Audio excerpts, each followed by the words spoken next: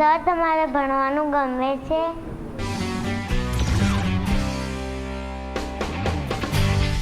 ભણવું એટલે વાંચવાનું ઓછું ગમતું પહેલાં મને. ગણિત મારો ફેવરિટ સબ્જેક્ટ. એટલે પણ અત્યારે તો હું એવું 100% કહી શકું કે ભણવું જરૂરી છે. એટલે ભણવાનું આમ મને તો ઘણી વખત એવો વિચાર આવે છે કે આ ભણવાનું શોધ્યું કોણે,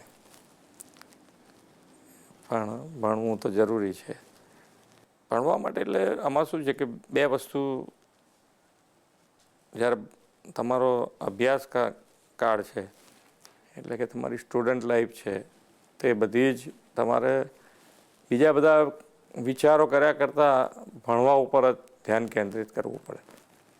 કે જ્યારે વાંચવા બેઠ